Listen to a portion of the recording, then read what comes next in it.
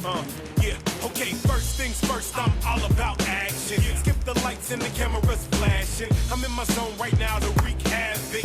Make one wrong move and get blasted. They have to scrape him up off the ground, quick tape him up. He was not ready.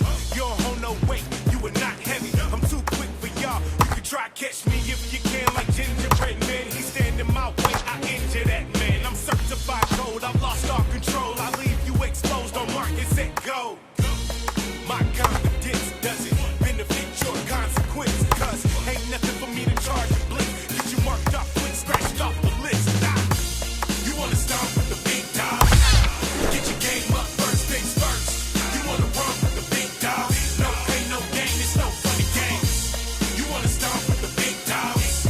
Get your game up, first things first. You wanna run with the big dog? No pain, no gain, it's no funny games. Now here comes trouble, run away quick, see me come on one side, go the other way, drink, I'm a problem. You heard right, I'm a problem, my hard pill to swallow without getting nauseous. So sick with it, dope infinite, all black windows in it, I'm so cynic, son, go get her, you ain't gotta ask around, I'm known in this thing, long range hit the target with my eyes closed, ready for whatever, anywhere that I go. No love on the other side, fall in the eye, 10 hunt, let it fly. I am the predator, the competitors, right here before me, it's simple, yes to me, less is more, but less more. You wanna start with the big dogs? Get your game up, first things first. You wanna run with the big dogs? No pain, no gain, it's no funny games. You wanna start with the big dogs? Get your game up, first things first. Run with the big dogs? No pain, no gain, it's no funny games. Start with the big dogs. Get your game up. You wanna run with the big dogs? You wanna start with the big dogs? Get your game up, first things first.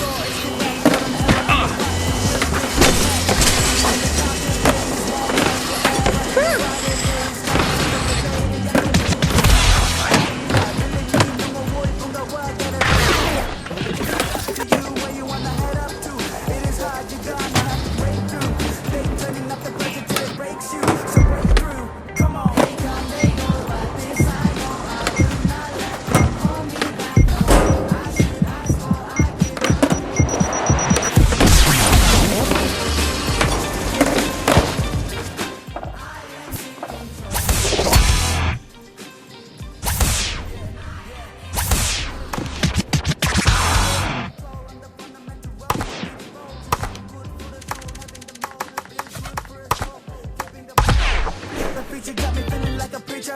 There's nothing that you can't achieve when you're a seeker. Keep on moving straight ahead and be an icon like a killer for the next gen. Okay. They come